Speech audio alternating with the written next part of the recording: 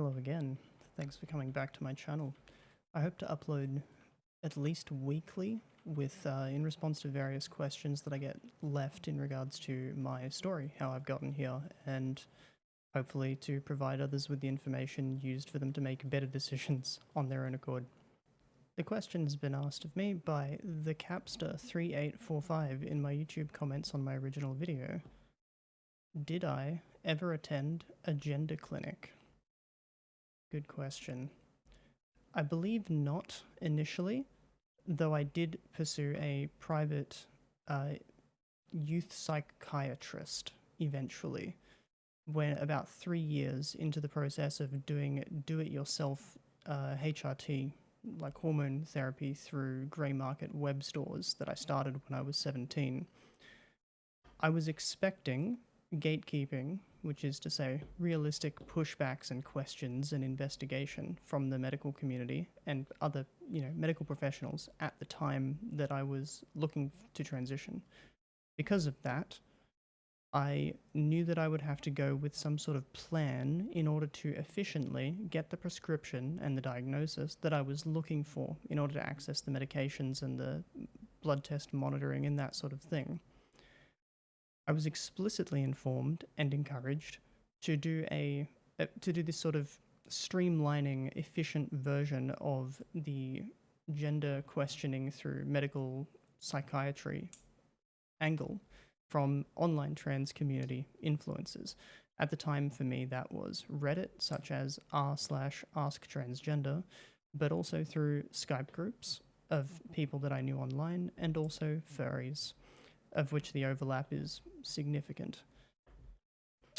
I was told by them to expect the gatekeeping, including something that at the time was referred to as the real life test, which is a old WPATH standard which required people to pretend to live as their chosen gender for at least a year in real life, which is to say dress the part, act the part, put on the name and that kind of thing in order to prove your validity as a trans person, essentially. And that wasn't something that I was ready to do, mainly because I knew that I didn't pass. And so the idea of intentionally having to go out into public and be scrutinized in that way, not passing, was just insane to me at the time. I figured I should just start medication of my own accord online, which I did underage.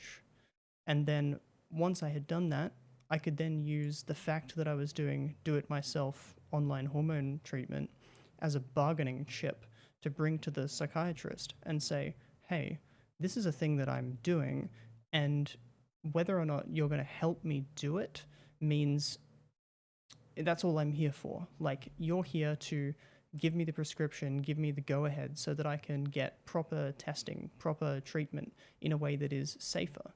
I had a sort of harm reduction mentality about the process, but realistically I was doctor shopping and tailoring my experience even in my own head in a way to be able to give the right answers that they were expecting so that they could streamline me in this process. Anyway, 3 years into the transitioning process, I do actually manage to get the appointment with the psychiatrist, a youth specialist, 3 years in.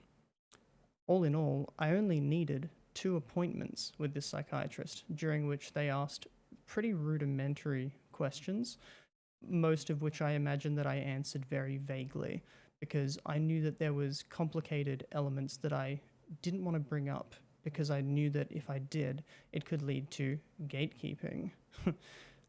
In hindsight, I do feel like I definitely lied, both to myself and then came to believe it, mind you, and then also to the professional. I have a complicated set of thoughts around the professional themselves. I think that they probably did largely the best that they could in the position that they were in, but at the same time, if they're seeing a 20-year-old 2 times before giving them this sign-off, like, it should be more than that, certainly. Moreover, I've never actually spoken to or heard from this psychiatrist ever again.